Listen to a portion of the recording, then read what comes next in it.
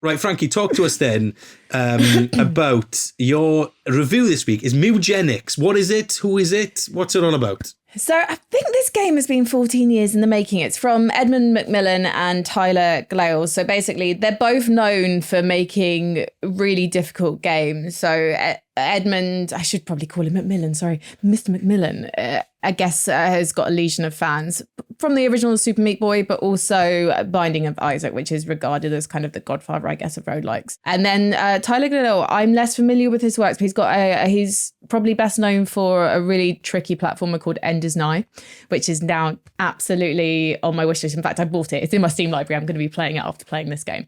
So MEWGENICS first came to a lot of people's attention, I think, probably around the summertime when this trailer came out, which was a live action trailer with a vet and some very naughty cats. And the cats are very naughty in MEWGENICS. So you basically take them in off the street or you breed them. So at night, your cats will hopefully breed with each other if they're so inclined. All your cats have abilities and you want them to breed to basically create better versions of these abilities when you send them out on these dungeon-like runs. And you go through different environments. So you start in Act 1. There are 3 acts. You start in the alley and you make your way either towards the sewers and the boneyard, or you make your way towards... I can't remember the name of the other environment. The cave. You're trying to make your way to the caves, basically. You can tell that I haven't got to the caves yet, can't you? Because I'm so bad at this game. Being a roguelike, you're meant to die. And you basically end up with a lot of dead cats because you're trying to assemble a party from the cats that you have. So each day you will end up with a new cat, even if your cats haven't bred, because you'll pick a cat off the street. I realise I've gone in way too early with the cats breeding thing rather than actually explaining the gameplay. I'm so sorry. I'm so sorry. You can tell it just sounds fantastically crazy. That's what I love about it. It sounds like it's just such.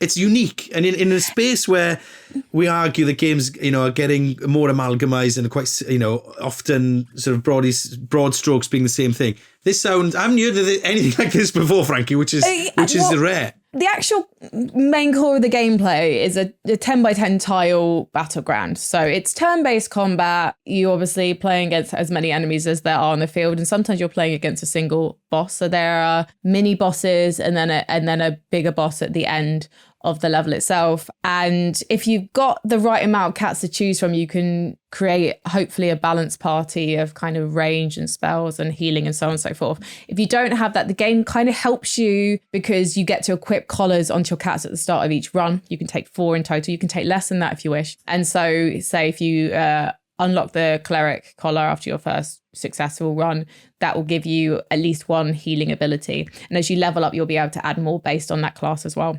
Yeah. But you don't get to decide you don't really get to decide what your cats have because that's determined by what they have when you pick them up as strays or when you get them as kittens, right? Yeah. So a lot of the time you are working with what you have because if you don't send your cats out, you'll run out of food. So sometimes runs are really satisfying and successful to a point. And you can decide not to go on to the next area and send your cats home to try and save them for breeding. And sometimes it just ends in disaster. And that's the thing with this game. I personally have not got that far in it because I'm finding it really hard. Yeah. Is it fun, Frankie? It is fun. I think if you are a roguelike fan, if you're a fan of Macmillan and his work, then I think you'll really love this game. And the people that are loving this game are loving this game. People who've got over 100 hours into it are saying that they've only just scratched the surface. There's over 1,000 potential abilities in this game. It's obviously a huge labor of love. The music, I think I would probably get tired of it after 100 hours. But they've got songs that you're unlocking in the game as you go along that kind of reflect in the action. And it's got a very catchy theme tune. I'm so sorry. Oh yeah, I should probably come on to the humor as well. The humor is again very similar, I believe, to Binding of Isaac. Although instead of dead baby jokes, it's dead cat jokes. There was a review by publication PC Games N, which marked the game down on humor. It still gave it an 8 out of 10.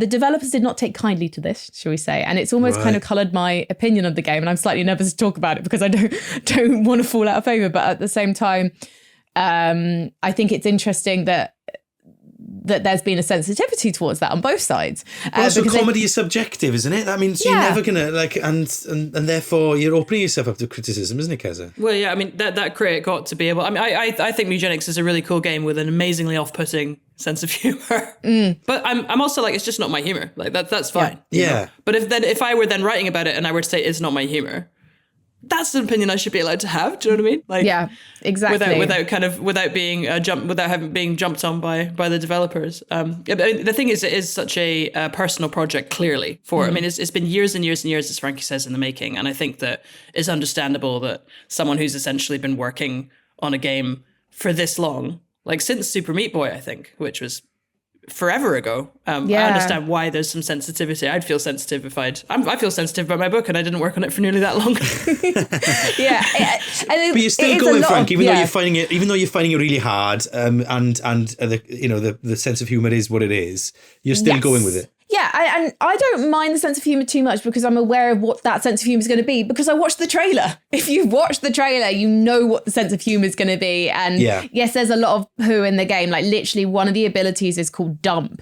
And it's where your cat literally like takes a crap on a tile that, one of the 4 tiles around it. That can be used almost as a sort of shield, but also can be a hindrance, can have coins inside. So that's one of the things I judge games by these days is joy of discovery. So from AI slop at one end to animal well at the other. Like that's my kind of joy of discovery graph, right? Poop is with the animal well. That's well, yes, exactly. Well, yeah, because you don't know what's inside the poo, and that's one of the great things about this game. Because as you start to, birth more powerful cats, and you start to have more cats to choose from in your arsenal, aka your house, before you go on runs, you kind of know, okay, right. Well, I want to take this character because they have a bear trap, and then I want to take this character because he's going to work really well with the tank class. And so I can combine those abilities. So this cat has got an ability that when they're within melee range, they can grab the enemy and fling them to another tile or behind them. Well, if I've laid with my other character a bear trap on that tile, then great, I can start flinging people into those bear traps. And so, that's a very basic early tactic that you might want to use, but the joy of discovering that you can do that is something that I'm really on board with, and that is the joy that people are unlocking as they go. The other thing that's really fun with the game is you unlock items you can equip. Some of them are cursed, which means that you're going to inflict bleed on your enemies, but also you're going to inflict bleed on yourself. There's a potion called PCP that you can take, and you will become like 5 strength stronger, if that's the technical term. But you'll also have madness, so you'll attack everyone on the field. You'll attack your own party. You will be almost unstoppable, and you'll literally skip other people's turns so you can keep attacking and murdering. And for some people, they've just ended up with 1 cat in their party, and they've managed to finish a run because it's made their cat so OP that they're a 1 cat army. And for some people like me, it's completely destroyed their run.